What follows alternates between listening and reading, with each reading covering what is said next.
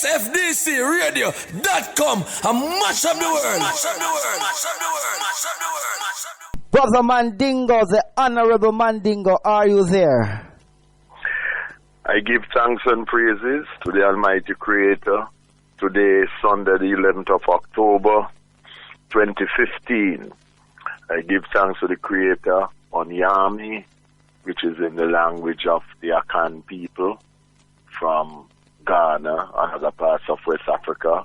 Oloron, Olodomare in the language of the Yoruba from West Africa. Also, Choko in the language of the Igbo from what is now called Southeast Nigeria.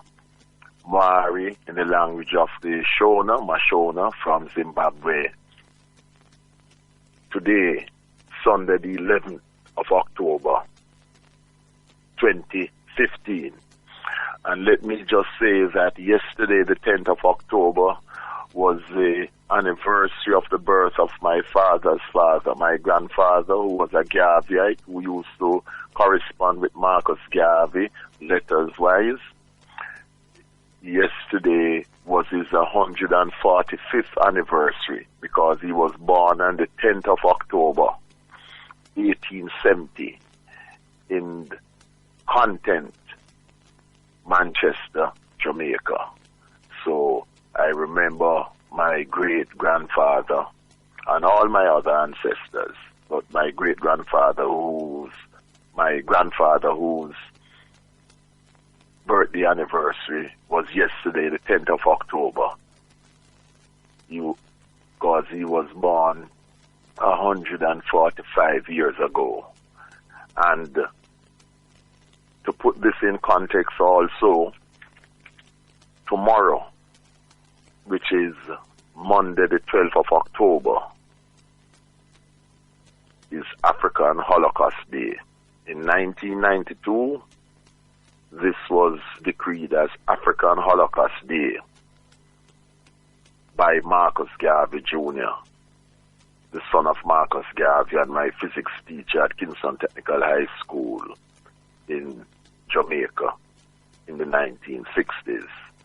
And before the program has ended, I will explain why Marcus Garvey Jr., as the President General of his father's organization in 1992, decreed that every 12th of October must be commemorated, not celebrated, commemorated as African Holocaust Day, as decreed by Marcus Garvey Jr., the President General of his father's organization, the UNIA and the ACL, in 1992. And when he sent the relevant information to me for me to disseminate, I did so because for many, many years, from the 1970s, I was in fact the Minister of Information for Marcus Garvey Jr., nationally and internationally. But let us start by playing Marcus Garvey by the Burning Spear. And I want to say a special request to all the listeners, to Brother Lloyd, the father of Silver Fox, to you, Silver Fox, and all listeners of SFDCRADIO.com worldwide. But please play Marcus Garvey by the Burning Spear first. All right, so we're going to kick off. We're going to kick off this musical segment of Straight to the Point with Marcus Garvey by the Burning Spears. SFDCRADIO.com and mash up the world.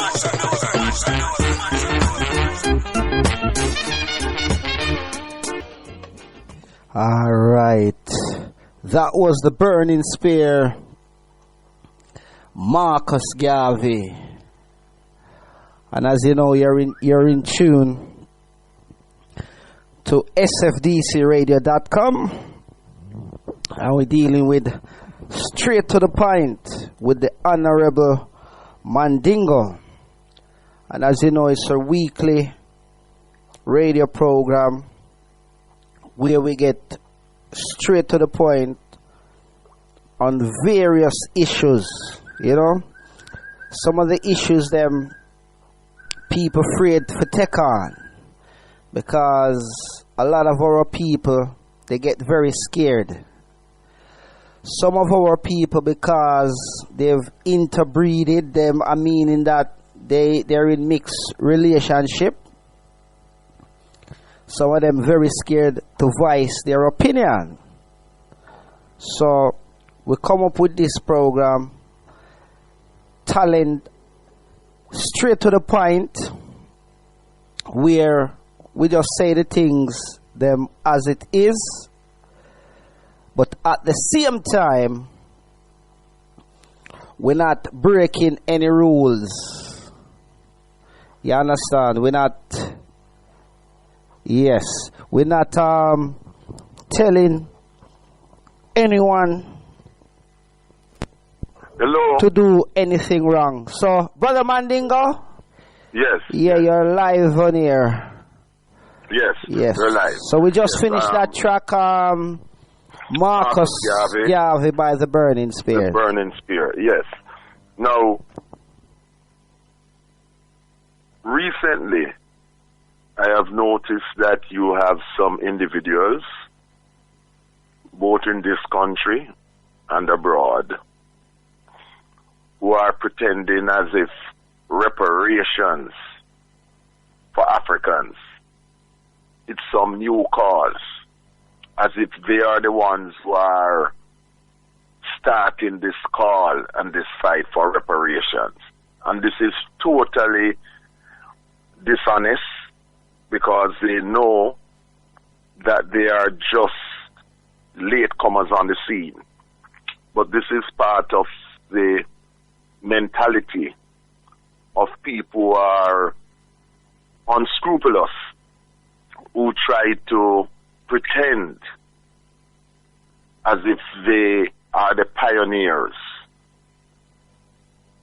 and deliberately want to omit and forget about those who paved the way. Reparations, African reparations, the fight for African reparations and repatriation has been going on for hundreds of years.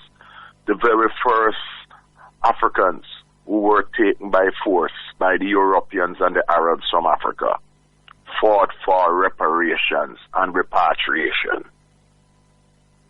So this is nothing new. Now, in 1992, Marcus Garvey Jr., as the head of his father's organization, had ratified at the 39th International Convention, which was held on the 25th of August 1992 to the 30th of August 1992 in Washington, in the U.S., 20 policy positions of the Universal Black Improvement Association and African Communities League. I say black because the word Negro in Spanish, and Marcus Garvey spoke Spanish, means black. So the word for black in Spanish and Portuguese, both Iberian languages, is Negro. So the Universal, in English, Black Improvement Association and African Communities League ratified 20 policy positions. Now, policy 20, the final one, is titled Race Identity. The position of the UNIA and ACL, that's the Universal Black Improvement Association and African Communities League, says, policy 20, the final policy, the proper racial identifier for the so-called Negro, colored, black people of the world is African. I will repeat. The policy position 20 of Marcus Garvey's organization in 1992, ratified at the 39th International Convention, states the proper racial identifier for the so-called Negro, colored, black people of the world is African. Colored, sometimes some people vary it and call it people of color. Same thing. The proper word is African. All peoples of African ethnicity in the diaspora meaning outside of the mother continent of Africa, are the Africans abroad. All peoples of African ethnicity on the continent of Africa are the Africans at home. So it does not matter where you're born. If you are living as an African in the mother continent, you are the Africans at home, the motherland. If you are living outside the mother continent, irrespective of where you were born, that's in the diaspora, you are the Africans abroad. One word, we are Africans. As Peter Tosh's song, The African says.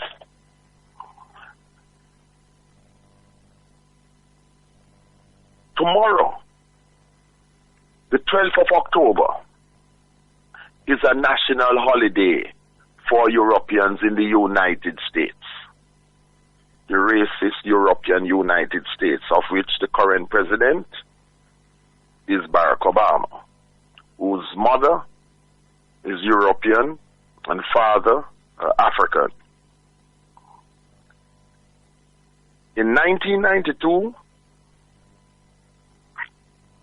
Marcus Garvey Jr., as the head of his father's organization, the President General, promulgated Policy 17. I said we have 20 policies. I just gave Policy 20, which says that we are Africans. Policy 17 says, this was in 1992, because from 1492 to 1992 was 500 years.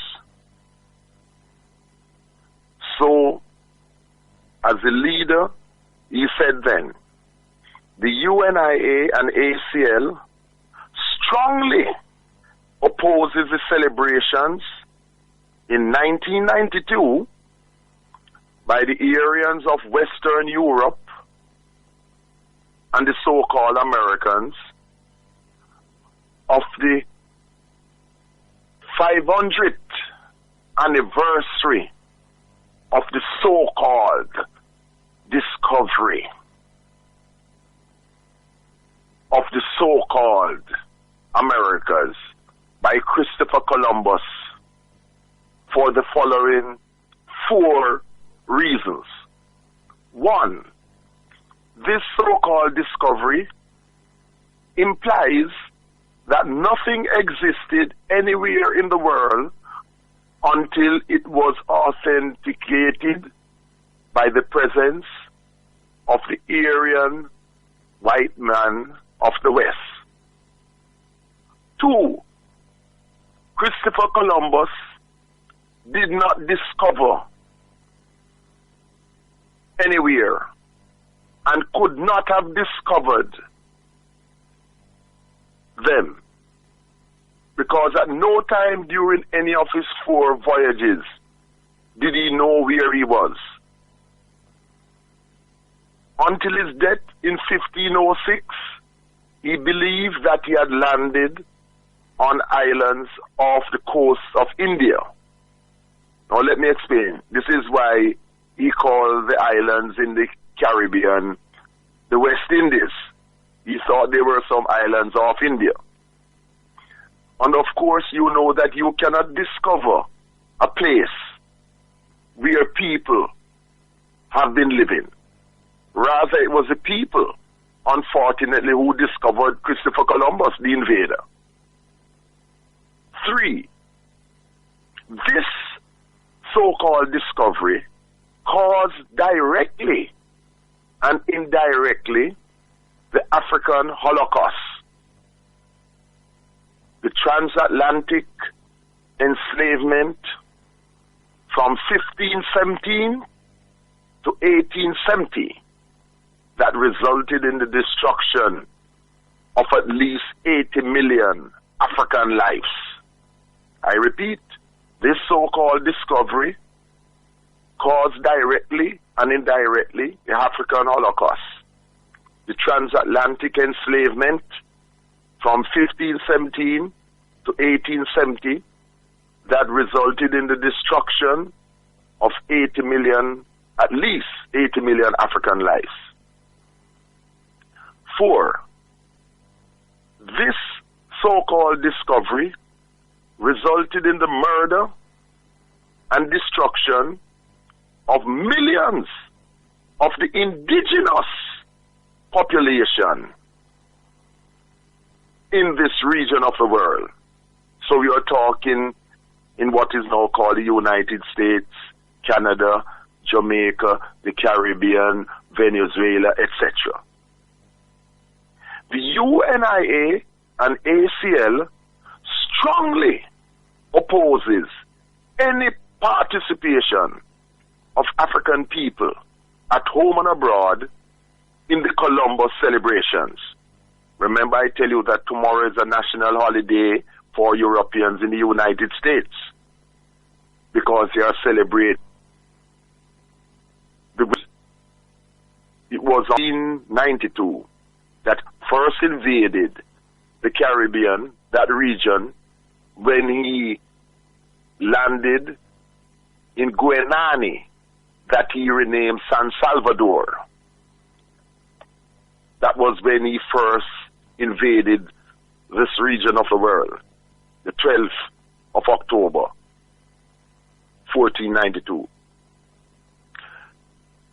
The fourth point in this ends by saying the UNIA and ACL proposes that each so-called Columbus Day from 1992 onwards should be commemorated, not celebrated, should be commemorated as African Holocaust Day.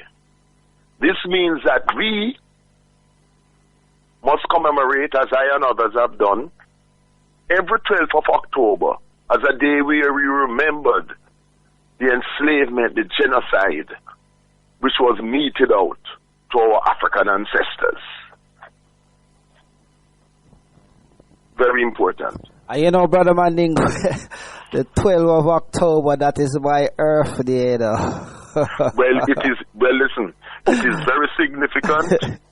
It is also the birthday of another friend of mine by the name of Nono, who he and I grew up in Jamaica. His father was Duke Vin, the first sound system man in Britain, who came here in 1954 with Count Suckle and Lenny Fry, stowed away from Bowden in St. Thomas.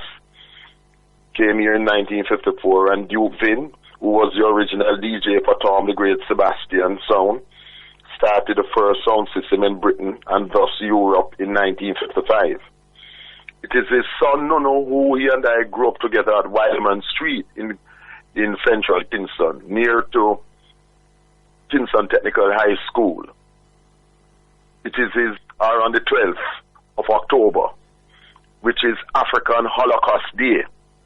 So it is a day when you, Brother Silver Fox, and Nuno, and myself, and all Africans who are conscious will remember our glorious African ancestors who suffered and endured so that we are here today.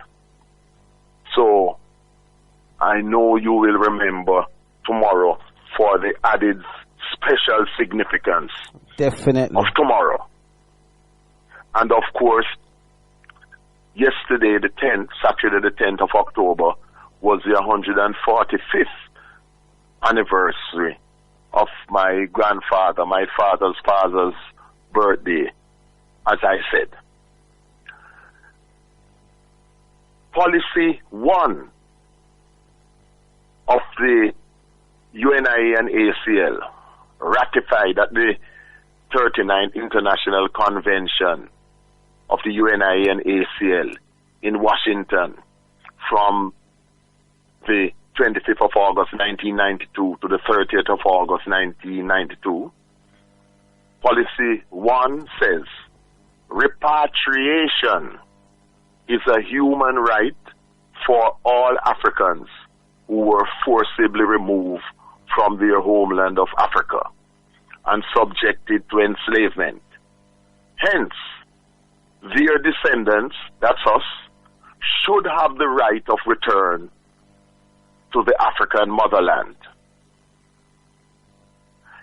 Take, for example, the Zionist state of Israel. The way they have set that up, once you are an European Jew living in Britain, the States, Canada, etc., all you have to do to go to Israel is to go to Israel. All you have to do is to be a so-called European Jew, and you are automatically accepted once you land in where they have established the Zionist state of Israel. And what Marcus Garvey Jr. and his father before him and other Africans are saying, and which is right, is that Africa is the home for any African abroad, irrespective of where you were born, if you want to go and live in your mother continent, because that's our original place. Policy 2 says reparations, yes, reparations, and before this is over, we'll be talking about David Cameron and his impertinent racial arrogance in Jamaica recently. But 2, it says reparations should be sought as a legal right from all European and Arab slave trading nations who took part in the forcible removal of Africans from their continent, our continent. The passage of time cannot affect our right to reparations. No statute of limitations can run against genocide. Reparations should be paid, must be paid to the Africans, the descendants of those who were enslaved and transported across the Atlantic, and also shipped to the Arab world, as well as to all the countries in Africa from which our people were taken. Very, very important. And at this point, I would like you to play African by Peter Tosh to show that irrespective of where we were born, and irrespective of what languages we speak, what binds us together is our Africanness. So Peter Tosh, my favorite whaler, African. You better believe that no matter where you come from, as long as you're a black man, that's what the track say, you're an African. So don't be scared of your identity. Brother Mandingo. Yes, irrespective of your shade of complexion and what form of woolly hair that you have, okay? Definitely. And one of the things that Marcus Garvey established was the flag for the African race. Policy 14 states, our flag is the red, black, and green. This flag was adopted as the flag of the African race at the 1920 International Convention of the UNIA and ACL, held in New York City, presided over by the founder, the Right Excellent Marcus Garvey, National Hero of Jamaica and International African Hero, the greatest Pan-Africanist leader ever. The red stands for the blood that must be shed for African redemption. The black represents the color, symbolizes the African race. And the green represents the fields and forests of our rich ancestral homeland, motherland, Africa. And policy 15 states, our symbol is the Ankh, A-N-K-H, the Ankh, which literally means the key of life. The symbol of our Nile Valley ancestors of Kemet, that some people misname Egypt, and Nubia, that some people call Sudan. The Ankh, the key of life, was chosen as a symbol of the UNIA and ACL at the 36th International Convention in Philadelphia in the US in 1989. Okay? So this is the symbol that we use, the Ankh. And remember, the Ankh is not a cross. The Ankh is not a cross. Okay?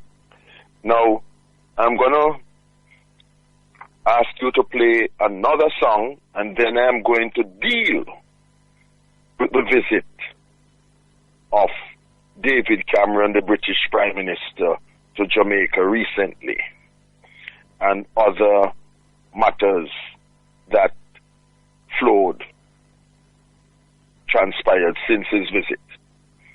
The song that I want you to play right now is Christopher Columbus by Little Roy. Christopher Columbus by Little Roy, the original singer and songwriter. SFDCRADIO.com, a match of the world. Yes, that was Lil Roy, Christopher Columbus. May I tell you, a lot of lies need repelling and a lot of truth need telling. Brother Mandingo. Yes, definitely. Now, on Tuesday the 29th of September, David Cameron, the British Prime Minister, visited Jamaica, where I was born. Jamaica, my homeland, where I was born, and I am an African from Jamaica. And in a speech, he spoke to the Jamaican Parliament on Duke Street. And I have to commend the only MP out of the PMP and GLP MPs who boycotted his speech and stood with a group of people outside demonstrating and demanding reparations was Mike Henry of the JLP, the MP for Central Clarendon, who with Dudley Thompson of the PMP, the late Dudley Thompson, were the only two MPs in Jamaica's PNP and GLP parliament. And Brother Mandingo, who advocated for reparations. Yes, say what you're going to say. That is very important, because that you had one from either side, so it don't become a party political issue. Yes, so may I say? No, what it goes to show is that Dudley was PMP, Mike Henry, JLP. And incidentally, Mike Henry is from Spanish Town originally. He used to go to Beckford and Smith School, which is now called St. Diego High School on Monk Street in Spanish Town. Dudley Thompson was born in Panama. His parents were Jamaicans. His father was a headmaster, but his father sent him home to Jamaica to grow up in Westmoreland. So he was actually born in Panama, just like the great cricketer George Headley and the great comedian Ronnie Williams, etc. Anyhow, Mike Henry was the only one who denounced David Cameron, as I did and others did, for offering £25 million to build a prison in Jamaica, contribute to build a prison in Jamaica for Jamaicans doing time in British prisons here. Totally out of order, as I said, on various radio stations, including Muta Baruka's Cutting Edge program on a Wednesday night, Thursday morning, on Jerry Small Talk News on Thursday the 1st, and on Friday the 2nd of October, I also denounced what Cameron did in offering £25 million towards the building of a prison for Africans in Britain who are doing time, because people should do the time in the countries for where they committed the crimes. These people committed no crimes in Jamaica, but Cameron wanting Jamaicans to pay the bill for accommodating these prisoners, because he doesn't want to spend the millions to accommodate them, which would be food, shelter, etc. He wants Jamaicans to do that, even though these people committed no crime in Jamaica. Wherever you do your criminality and you're convicted, that's where you must do your time, all of it. So, if Portia Simpson and the rest of her colleagues, both PNP and GLP as politicians, accept, and they have seen that people are denouncing their acceptance, so to speak, of this, that this is totally wrong. First of all, we need no more prisons in Jamaica, and to be prison to house people who did not commit any crimes in Jamaica, but in Britain. And the £25 million should be used to buy X-ray machines and dialysis machines and other forms of medical equipment that are needed at the hospitals in Jamaica to save the lives of Jamaicans, the vast majority of who are Africans. Jamaica is an African country because the vast majority of the Jamaican population, like the vast majority of the population in the Caribbean, is African. The islands in the Caribbean are African islands, and we will not give up these islands because the blood, sweat and tears of our ancestors has paid for these islands. So that is part of the reparations. And the £25 million must be used to buy medical equipment, X-ray, dialysis machines, and other forms of medical equipment that are needed at the hospitals in Jamaica, Spanish Town Hospital, Kingston Public Hospital, hospitals in Montego Bay, Cornwall Regional, hospitals in Manchester, in Clarendon, all 14 parishes. This is where, and this is not a favor that Cameron will be doing. It would be paying some of the reparations that are owed to us, because our ancestors are not here to collect, but we are here to collect from Cameron and others, because Cameron and others are wealthy and rich because they benefited and have inherited the riches that their ancestors got by enslaving our ancestors. Britain was able to become the first industrial power in history because of the enslaved labor of our African ancestors in the Caribbean that made them acquire the wealth to be able to make Britain become the first nation to undertake the Industrial Revolution with the coming, for example, the financing of the railways in 1830 and thereabouts, coming straight through. And Jamaica was the richest and most precious colony that the British imperialists had in the world. Jamaica valued more than India and any other place. It was the richest because sugar was the price crop.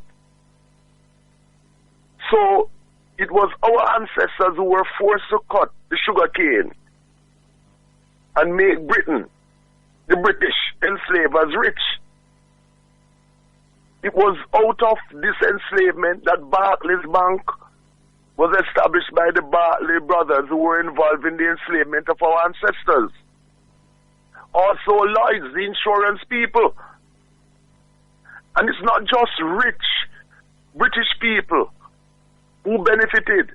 All classes, so-called high, middle and low classes, all classes of Europeans benefited from the enslavement of our ancestors because it was done on racist grounds.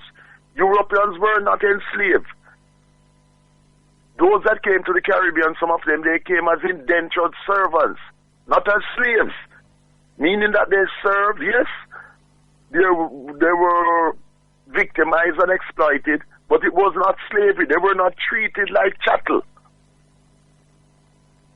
They were able to retain their human dignity. Our people were dehumanized. Our culture, our languages were deliberately stamped on and eliminated. If our people were found speaking any African languages, they were put to death because they wanted us to only speak English or Spanish or French so that they could know in their respective colonies what we were saying. And our people always rose up and fought. And no William Wilberforce and any European freed our people. It were our ancestors who kept rising up and fighting constantly. No non-violence. We rose up and slew these racist enslavers. They were the ones who abolished slavery. They did it in Haiti so that Dessalines was able to declare Haitian independence on the 1st of January 1804 in Haiti. And remember, the leader of the Haitian Revolution was a voodoo priest originally from Jamaica by the name of Bookman. A voodoo priest from Jamaica, Bookman. And voodoo is a religion, an African religion, from what is now known as Benin, as the center. And you know they always try to put down our religions and our spiritualities as being pagan and heathen. This is racist discrimination against our spiritual and religious forms as Africans. And we must fight to maintain our culture, because this is part of the fight, because culture is a weapon. And in Jamaica, what broke the back of the enslavement of our people was that last massive revolt by Africans in Jamaica, including Sam Sharp from Western Jamaica, who and other Africans stopped working on the plantations, and some of them took to arms in 1831. And so the British realized they could no longer hold our people in chain slavery. So our ancestors abolished slavery by fighting. So, Brother Mandingo. And even the so-called Maroons, who always used to help the British to keep our people in enslavement on the plantations, they were not able to help the British to stop our fight, the fight of our ancestors for freedom. These traitorous so-called Maroons who always used to help the British to maintain slavery in Jamaica. Go ahead, my brother. You're asking. So, this is a propaganda when Britain, speakers from Britain always using this to say Britain was the first to abolish slavery. Exactly. So the abolishment. Our ancestors abolished it. So therefore, I would say the abolishment of slavery was forced upon them by our ancestors who kept on rising up and fighting. Precisely. Our ancestors abolished slavery by rising up and refusing to be enslaved. Yes. So our ancestors abolished slavery. No one else. Definitely. And my grandfather, who yesterday was his 145th birthday, his parents, who were enslaved in Jamaica, were some of the Africans who revolted, both on my mother and father's side. So I'm talking about my great-grandparents, who I know of, because the knowledge has been transmitted to me by my father and my mother. And they got the knowledge from their parents, and so on. It was the generation of my great-grandparents as Africans in the Caribbean who abolished slavery. That is what happened. Abolish slavery. Because no one can free you. Because it is never in the interest and shown that no enslaver, no people who have acquired wealth by enslaving and oppressing other people, gives up their wealth and privileges voluntarily. Yes. It has to be taken from them by those who they have been oppressing. This is the reality. Definitely. And so I'm going to talk about a letter that P.J. Patterson wrote to Cameron. But I am putting in context that I, on various radio stations, on SFDC Radio here, on IRA FM with Muta Baruch and Cutting Edge, on New Start Radio with Jerry Small, and on other radio stations here and elsewhere, the same thing that I have just said about what Cameron did and my responses, I'm merely repeating. So I did that as I am doing now, and others have done so. And there's a petition online started by a sister by the name of Jackie Clark, Jacqui Clark, CLARKE, saying that we do not want any 25 million to build any prisons. We want the 25 million as reparations, part reparations, to be building things for, as I said, our medical needs, etc. I said that before she came with that, and I have signed the petition, and I'm asking you to go on change.org and sign the petition that we reject David Cameron's racist offer. Okay? Yes, I saw that petition floating around on the internet. Yes, it's on change.org. I sent the information to you also so that you can sign it and get others to sign. Yeah, it's change.org. Yeah, it's information that's been going around on WhatsApp and all social media. All over, yes. But let me just say this, Brother Mandingo. I have recordings from day one. So this is nothing new that Mandingo has been saying from day one. Mandingo always denounces these negative talks from these imperialists, racist imperialists. Yes, so this is nothing new coming from Brother Mandingo. And as I said, I've got all the recordings them from here on SFDC Radio, and he's repeated it on nearly every radio station. Well, not nearly, on all radio station that. All true. Yes.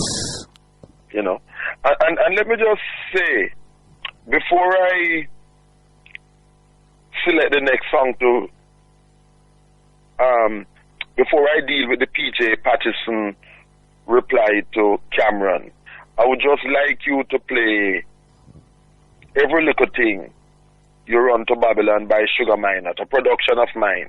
Because, in our fight, we have a lot of informers.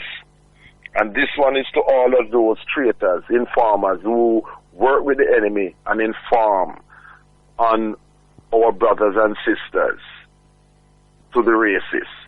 So Every Little Thing. All right. By Sugar Minott. A massive track. The Mandingo. Yes, indeed. From Sugar Minott, a Mandingo production. Every Little Thing.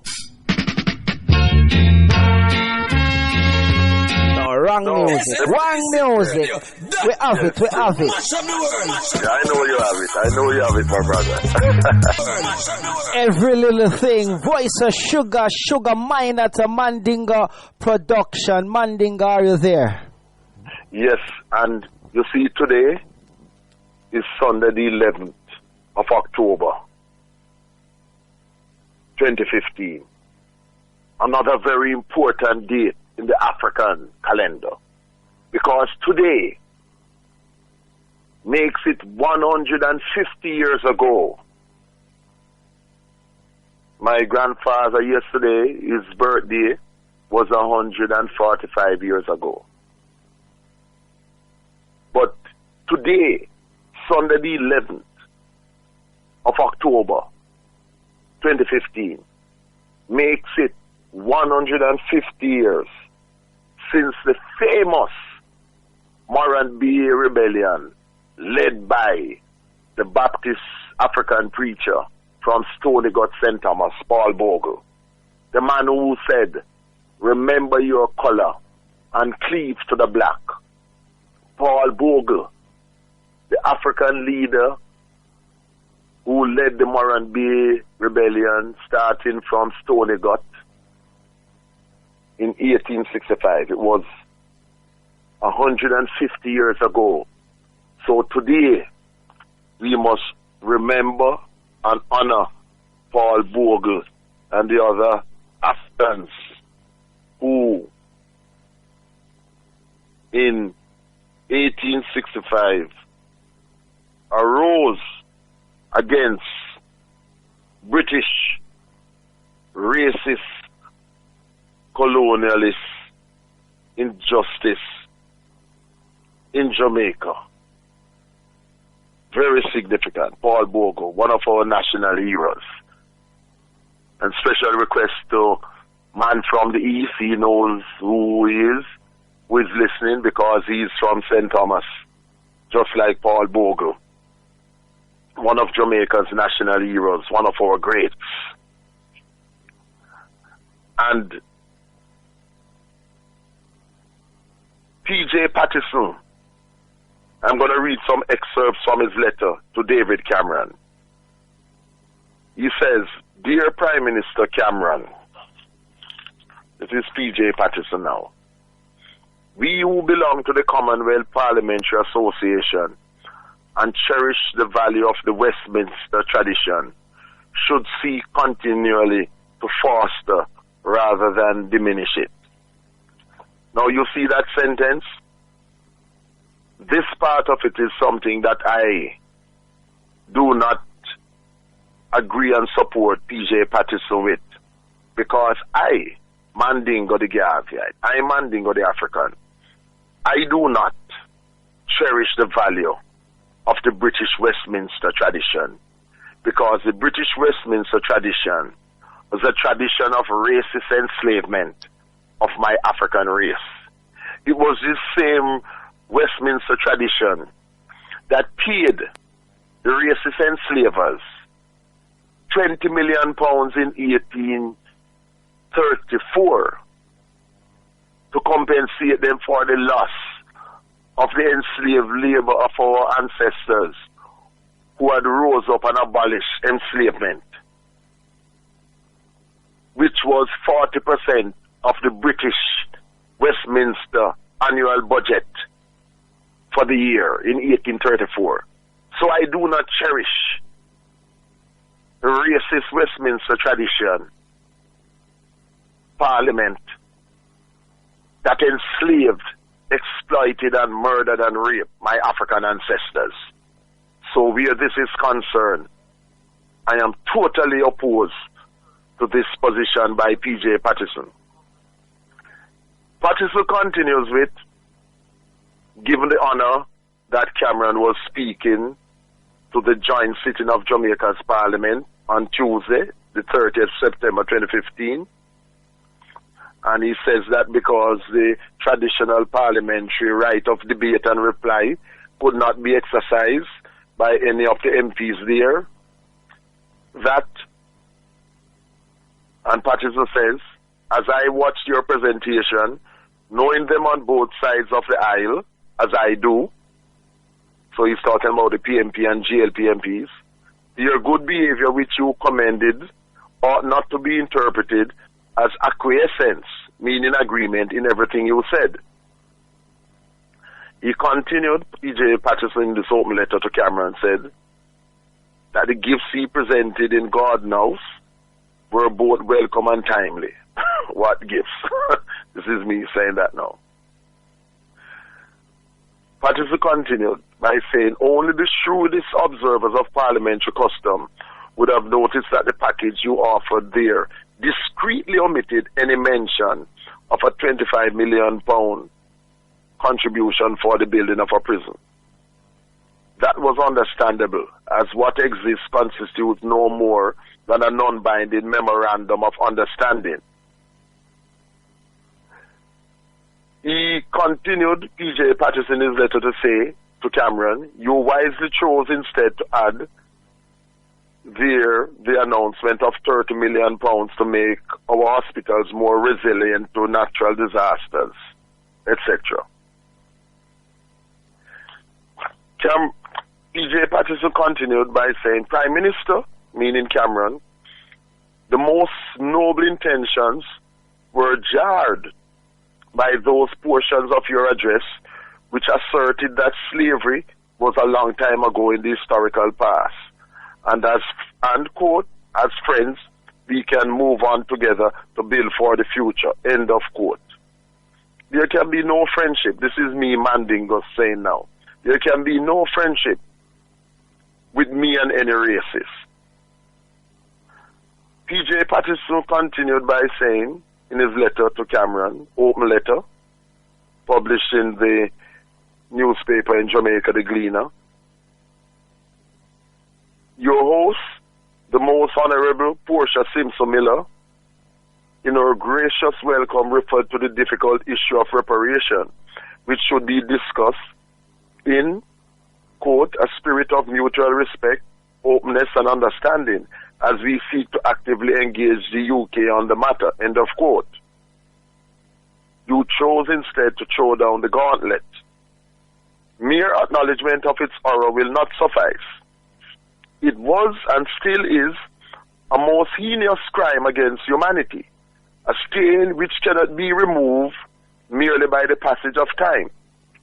And let me just say, lest I forget, I did not appreciate how Portia Simpson Miller was hugging up and kissing David Cameron. That was not dignified behavior on the part of a Prime Minister. And to know what Cameron represents as the Prime Minister for British imperialism and what they have done, he and his ancestors, to our African people. For Prime Minister Portia Simpson of Jamaica, as an African herself, to be hugging up and kissing Cameron, it reminded me of how she did the same thing to Harry, the son of Charles, some time ago. This is not conduct which is becoming of a Prime Minister or a President. You don't act that type of way. You are supposed to act in a dignified and respectful way. And not as if you're some little schoolgirl and being, all getting all silly, kissing and hugging up Cameron. You could see that he was taken aback. Brother Mandingo, by what he did. I found it most insulting. It was. As a matter of fact. And a lot of people told me that they're very upset. Both African men and women said that.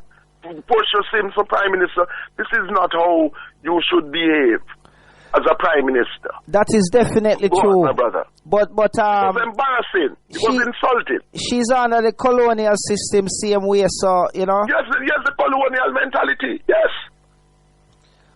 Hugging up the enslaver's descendant. And to add insult to injury, after offering £25 million to build a prison for Africans in Jamaica. And you will go on by saying the attempt to trivialize, this is continuation of P.J. Patterson's letter to Cameron, the attempt to trivialize and diminish the significance of 300 years of British enslavement of Africans and the trade in their bodies reflect the continued ethnic targeting of our ancestors and their progeny for discriminatory treatment in both the annals of history and in the present. The 180 years of slavery in Jamaica remain fresh in living memory. There are people alive in Jamaica today whose great-grandparents, you notice I mentioned my great-grandparents who were enslaved. P.J. Patterson is right where this is concerned, because I mentioned that my great-grandparents who were enslaved rose up with other Africans of that generation and abolished slavery. So P.J. says, there are people alive in Jamaica today, and I am one, I am Mandingo, whose great-grandparents were a part of the slavery system. And the memory of slavery still lingers in these households and communities, because it does in mine and other Africans. I, the Mandingo.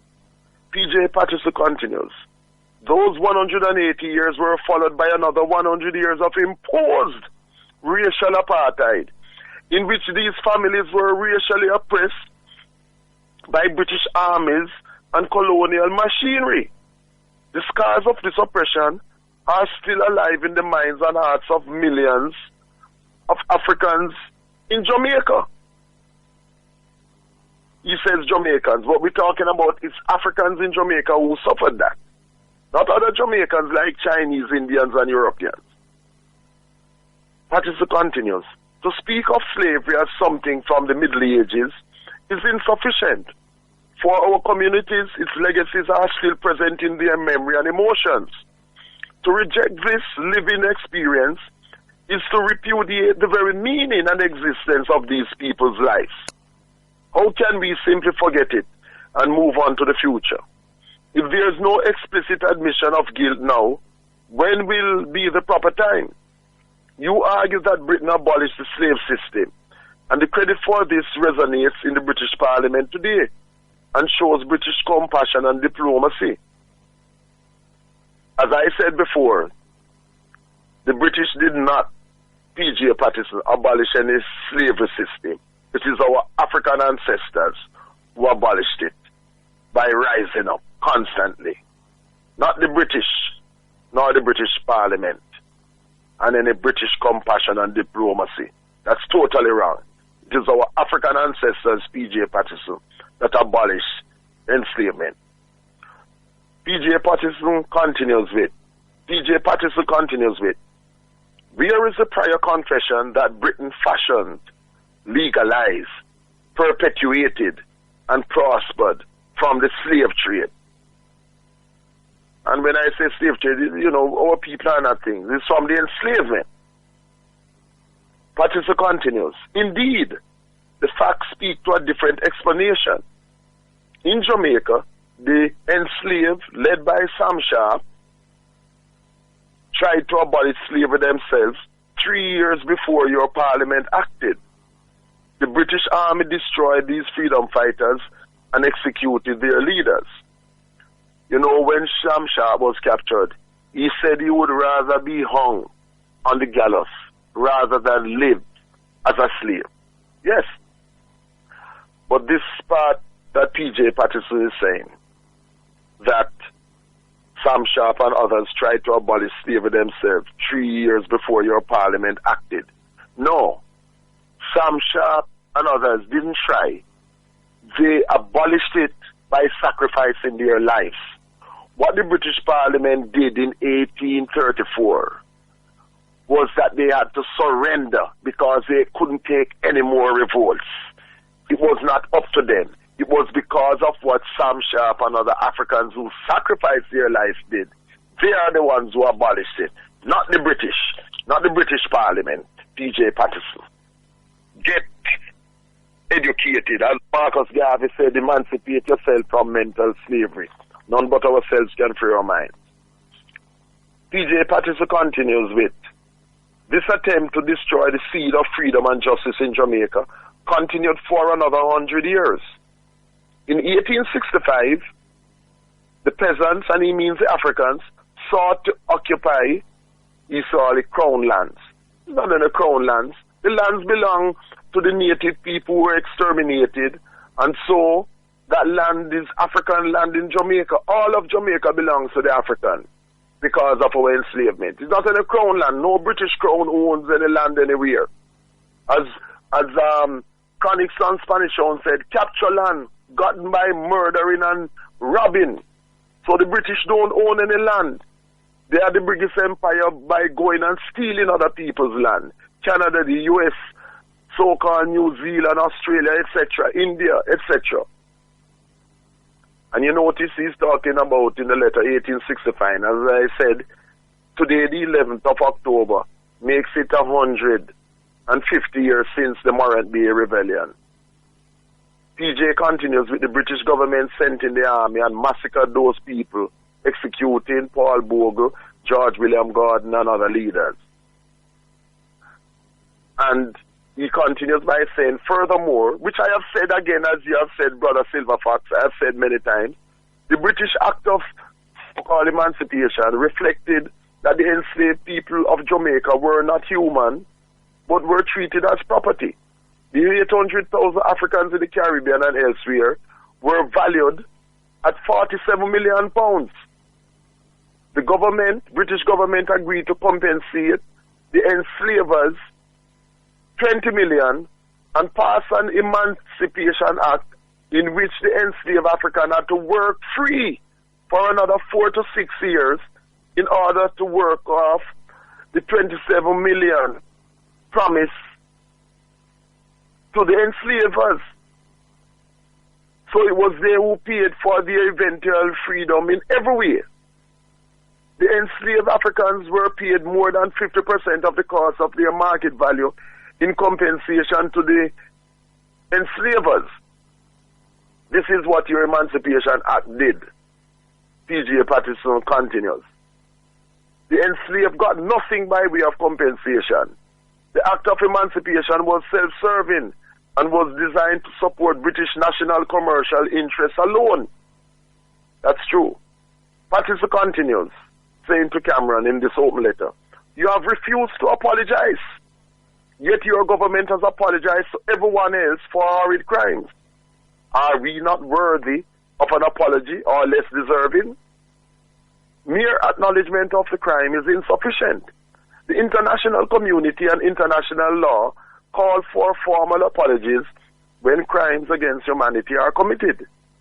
The UN has deemed slave trading and slavery as crimes against humanity. The refusal to apologize is a refusal to take responsibility for the crime. In a law-abiding world, this is not acceptable. Contrary to your view, and here Patterson, the Caribbean people. It's not the Caribbean people, P.J. Patterson. It's the African people in the Caribbean. Because remember, in the Caribbean, we have the vast majority who are Africans.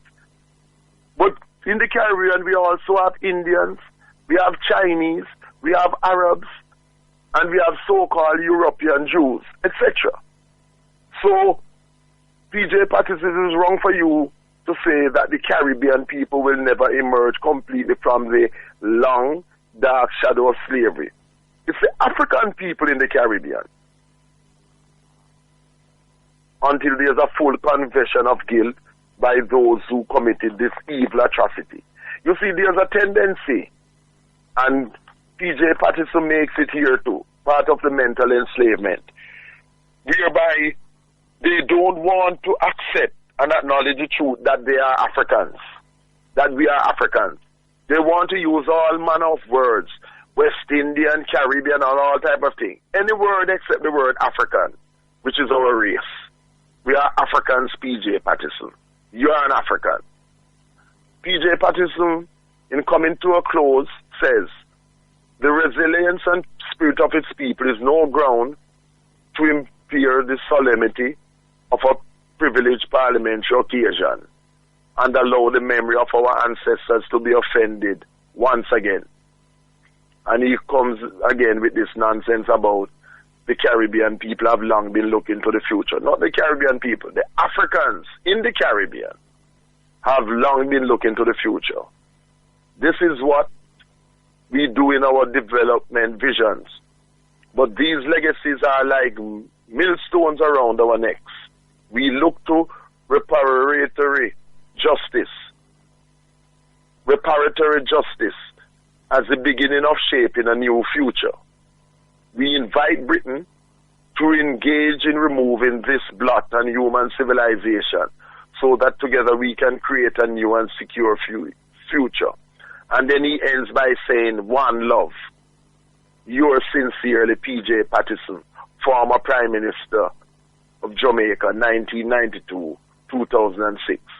Now, I would not be ending any letter to Cameron with any one love. One love what? How can it be one love, PJ Patterson? And about yours sincerely? No, I would just simply end as PJ Patterson. Because there's no one love with David Cameron as a representative of the British with their racist attitudes and practice, and I as an African. Which one love? And yours sincerely? Sincerely to who? Sincerely to who? To Cameron, who is totally insincere where we are concerned as Africans? So it shows you the mentality of PJ Patterson and others too. They are still not mentally emancipated. And let me tell you something about PJ Patterson people. He's from Westmoreland. His mother was a teacher. But when he was to go to Calabar High School in St. Andrew, he lived in Spanish Town, where I was born, and where Silver Fox was born, where Chronix was born. And he lived with a relative of his mother by the name of Reverend Carter Henry, who was the head, and Silver Fox and anybody who else who is listening who knows it, Reverend Carter Henry was the head of the Philippa Baptist Church in Spanish Town, which is the corner of William Street and Cumberland Road in Spanish Town. He was my father's friend. My father was the headmaster of Friendship Government School, St. John's Road, Spanish Town. My father was the headmaster for Lieutenant Stitchy, the DJ, Dennis Walks, the singer of Drifter Heart Don't Leap. And before that, in the 1930s, my father was taught Harry Belafonte. Yes, Harry Belafonte, the first artist to sell over 1 million albums. This was in the 1950s. My father taught Harry Belafonte at Half a Tree Primary School in the 1930s. But PJ Patterson lived with his mother's relative, Reverend Carter Henry, my father's friend. He was the governor of the Friendship Government School Board. And he and my father, the headmaster, were good friends. My mother was the deputy head.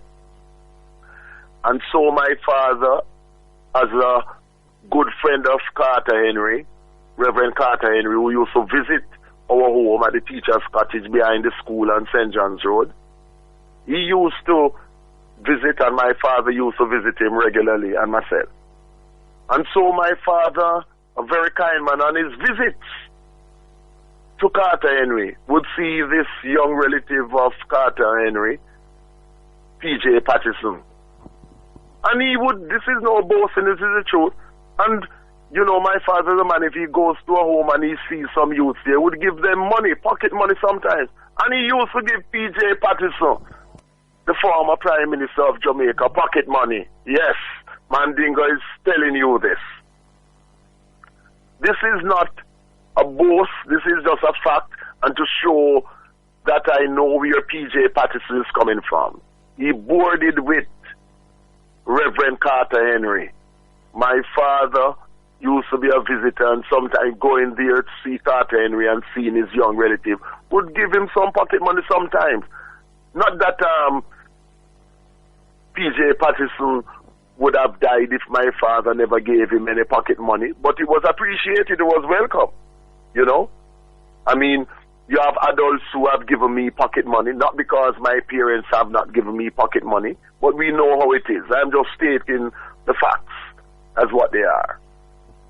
So, whilst I applaud some of the things that P.J. Patterson has said largely in his reprimand of David Cameron, I also have to reject and denounce the parts that are wrong. And you have heard me doing this as I have said. Okay? So this is the fact. And at this point, I would like you to play, my brother, this song by the Burning Spear called Get Ready. Because you see, as Africans, we have to get ready to fight for our liberation. The Burning Spear, Get Ready. All right, right on point. Burning Spear, Get Ready. SFDCRADIO.com, a mash of the world.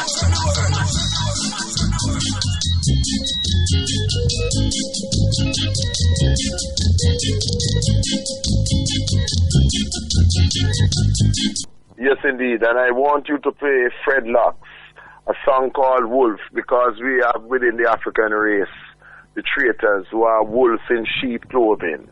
Wolf by the man Fred Locks. So right on point, Wolf by Fred Locks. SFDCRADIO.com, a mash of the world.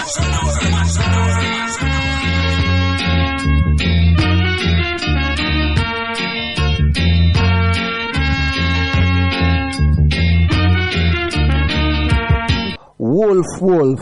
Brother Mandingo. Yes, indeed. And I would like you to play True Rastaman by Fred Locks.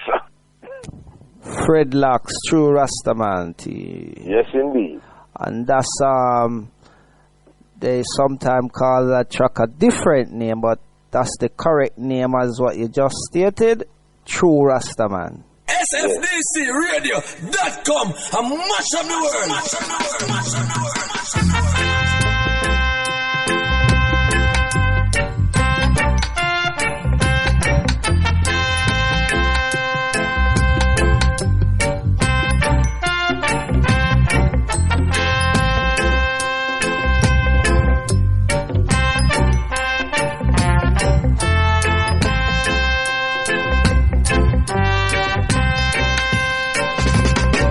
Not primarily to carry Africans abroad to Mother Africa, but the Black Star Liner was established primarily for Africans to trade amongst each other worldwide so that we could trade amongst each other worldwide and empower ourselves economically.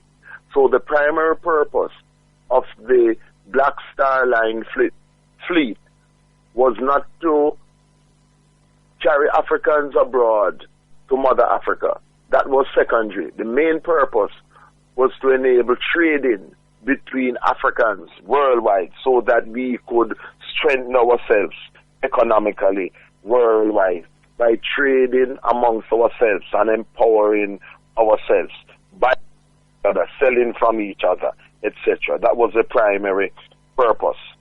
So that will be the Black Star Liner that you'll be playing. But before that, I just want to remind you about some things about our history. One of the leaders of the Haitian Revolution in Haiti was Henry Christophe, who was born on the 6th of October, 1767, in the island of Grenada in the Caribbean.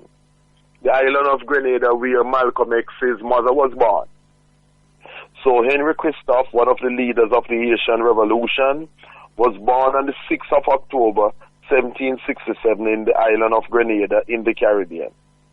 And he died on the 8th of October, 1820, in Haiti, Henry Christophe. Okay, so that's some more information where that is concerned. And remember that today is the anniversary, 150th anniversary of the Morant Bay Rebellion, which was led by Paul Bogle, the African from Stony Gut, St. Thomas, Jamaica. Yes?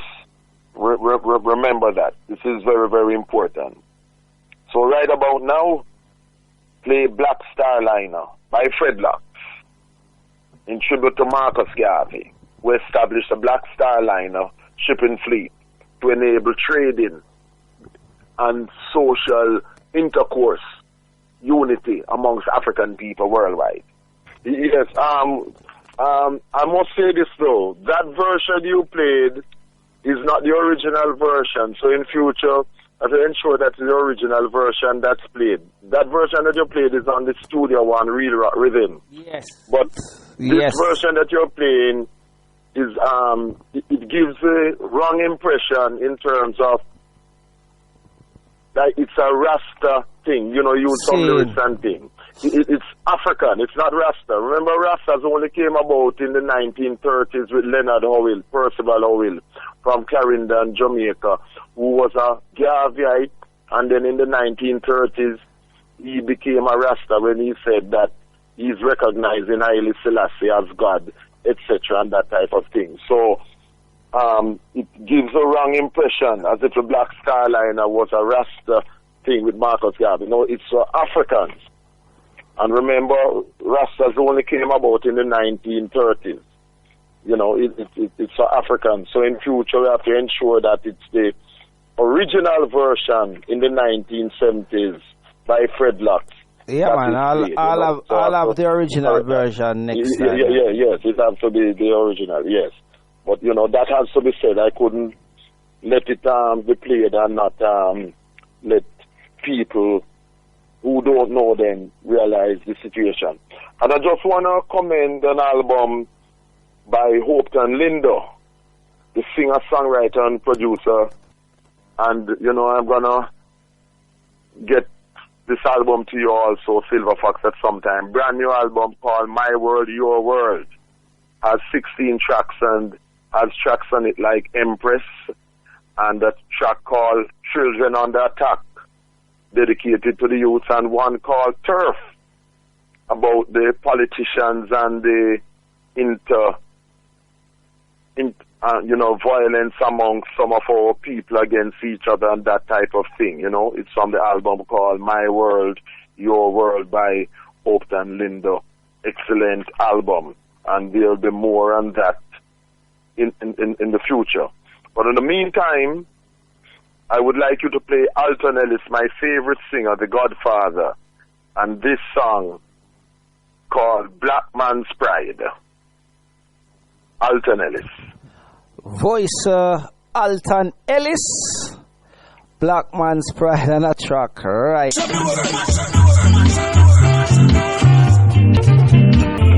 SFDCRADIO.com.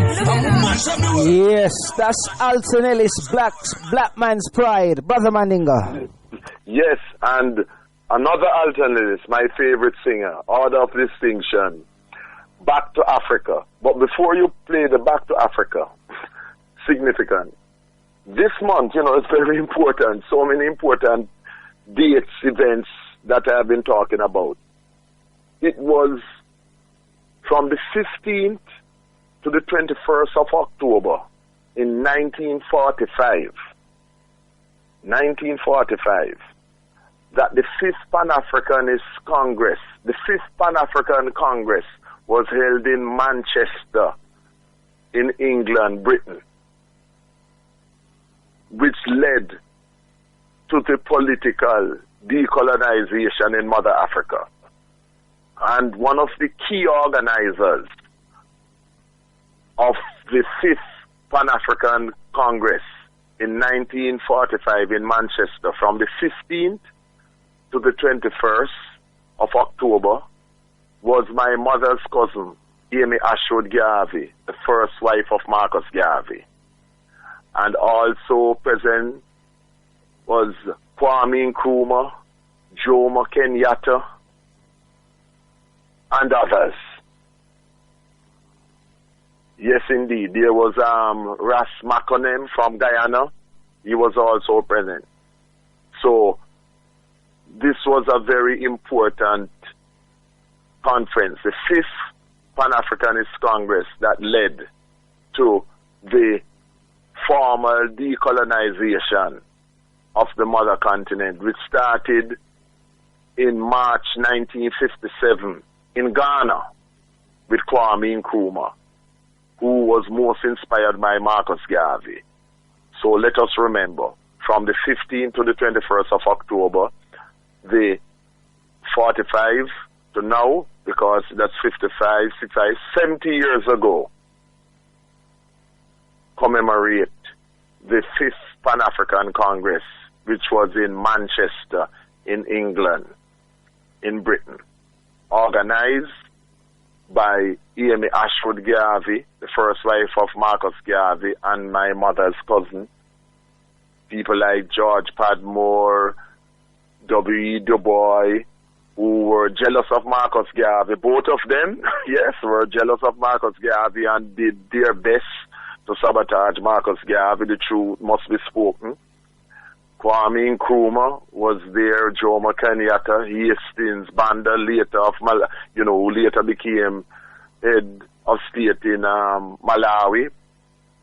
President, Hastings Banda, and others. Okay? So, back to Africa by Alton Ellis. All right, that track right now. Back to Africa, Alton Ellis. Listen the tune. SFDC Radio. Going back to Africa, Alton Ellis. Let me just say, Brother Mandingo, that my dad is locked in. Yes, man, brethren. Brethren lied, man, your father, man. Yes, every time. Man from home said Spanish Town, St. Catherine, Jamaica. We all, and yourself included, Silver Fox, Spanish Town, San Diego de la Vega, the original Spanish capital of Jamaica, which was founded in 1534, So, up, the man lied with the sound, Papa Love, that sound that Lieutenant Stitchy and others used to DJ on. And of course, remember Whip Sound from home, said my brethren, from Valdez Road, that Prince Jasper used to DJ, Whip play some of the most studio one. Yes, indeed, for real. And it's about 7 minutes to 2 now. It's about 7 minutes more, we have of time, So we're gonna play 2 songs before the end. So I would just like you to play Africa by Dennis Brown, and then I'm gonna have some closing words and end with a song. So Africa by Dennis Brown, one of the kings of reggae music, not Prince, one of the kings of reggae music. We have many kings and queens in reggae music. Alton Ellis, Ken Booth, Derek Morgan, so many, the Melodians, Heptones. So, one of the kings of reggae music, Dennis Brown. SFDCRADIO.com. Africa, Brother Mandingo. Yes, indeed. And coming to a close now, it will be one more song, which is African National Heroes by General Echo, produced by the Mandingo. That shall be the final song for today, Sunday, the 11th of October, 2015. But to recap, Mandingo straight to the point on SFDC Radio with Silver Fox as the operator, etc. And let me just say, recapping, remember yesterday was the 145th anniversary of my grandfather, who I am named after, and whose parents were enslaved by the British in Jamaica, but arose with Sam Sharp and others, and overthrew the enslavers in Jamaica. And for the other African ancestors in the Caribbean who did likewise. and abolished chattel enslavement in 1834 by revolting. That final revolt in 1831, that was the final one that broke the back of the racist British enslavers. And remember, Cameron, that 25 million pounds will not be used to build any prison for more Africans in Jamaica. It must be used to buy X-ray machines, dialysis machines, and other medical equipment for Africans in Jamaica, not for prisons. And let us also remember that today is the 150th anniversary of the Moran Bay Rebellion, led by Paul Bogle, African from Stony Gut, St. Thomas, Eastern Jamaica, who said, "Remember your color and cleave to the black." And special request to man from the East who is listening. Special request to Brother Pablo in Stamford Hill, North London. Special request to Alima, who grew up at 135 Orange Street, downtown Kingston in Jamaica, with Dennis Brown. Special request to all Africans, all listeners, all of my African brothers and sisters from St. John's Road, Featherbed Lane, Homestead, Job Lane, Red Pan, Fairfield Road, all of St. Catherine, all 14 parishes of Jamaica, all my African brothers in all the islands in the Caribbean, African islands in the Caribbean, Trinidad, Haiti, Tobago, Cuba, Barbados, St. Vincent, Grenada, Montserrat, all over, all the islands of the Caribbean. Yes, Dominica, that has been so afflicted, many loss of lives with Erika recently in Dominica. You know, the rains that cause so much havoc, material and otherwise. Special request to all my African brothers and sisters, my African sons and daughters in Mother Africa and abroad, in other countries in the diaspora. Yes, in Britain, in France, in Brazil. My African brothers in Nigeria, in Azania, South Africa, Zimbabwe. Keep on supporting President Mugabe, who the Europeans, Cameron and others like Obama, trying to overthrow. Obama, who works on behalf of the European imperialists, etc. Yes. And remember that tomorrow, we don't celebrate any Columbus discovering anything as the racists are celebrating in the United States.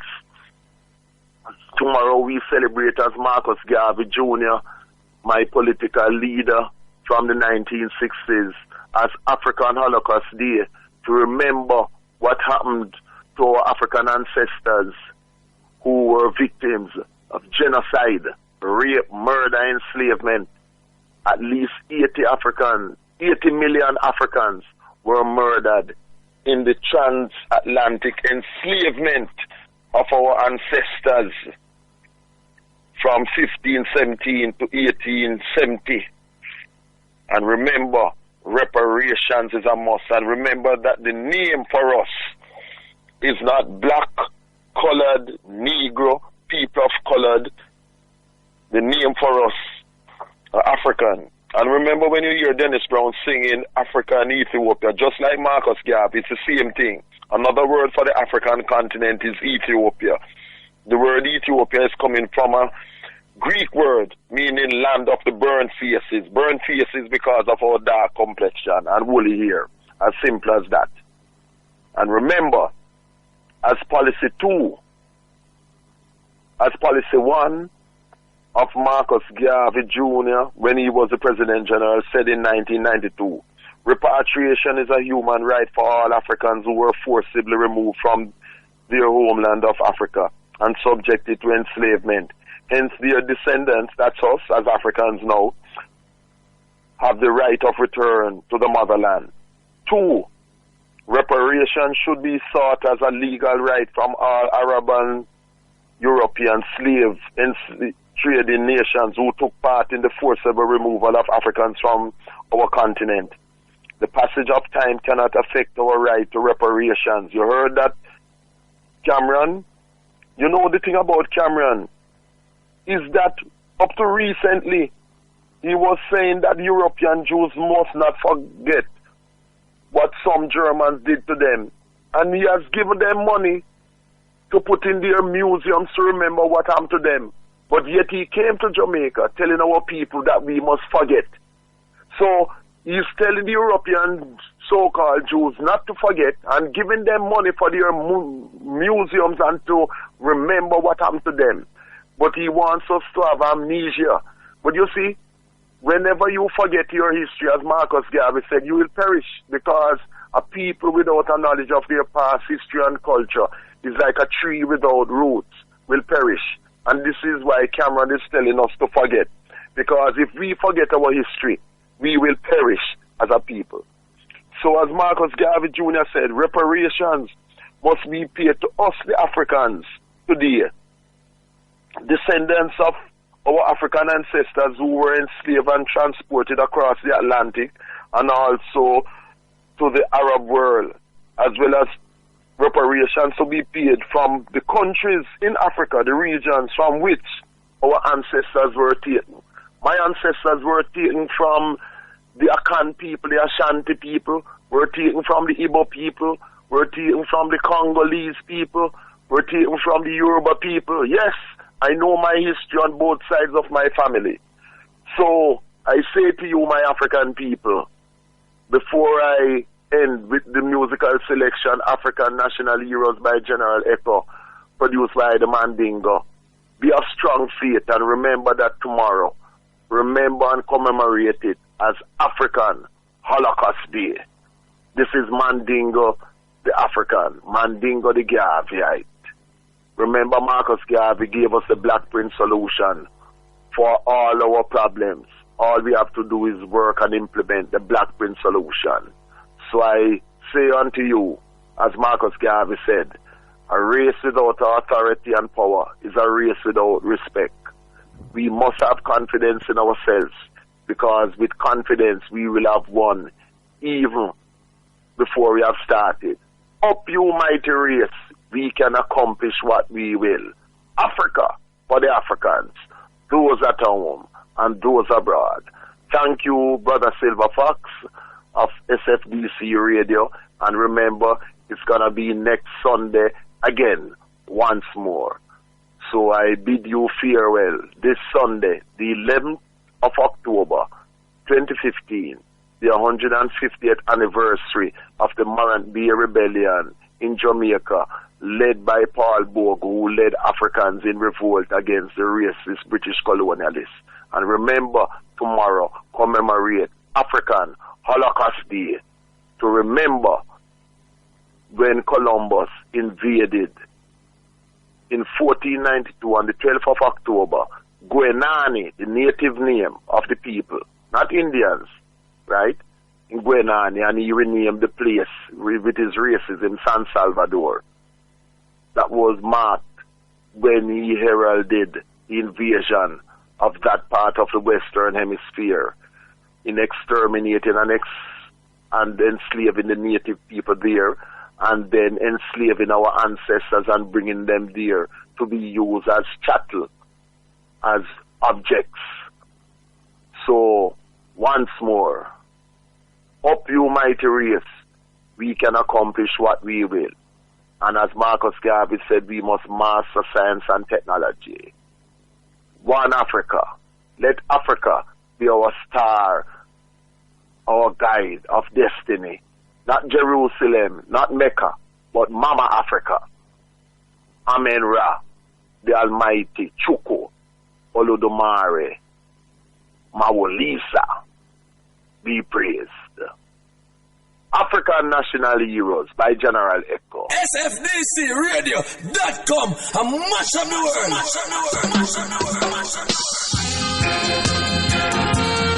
SFDCRADIO.com, a mash of the world.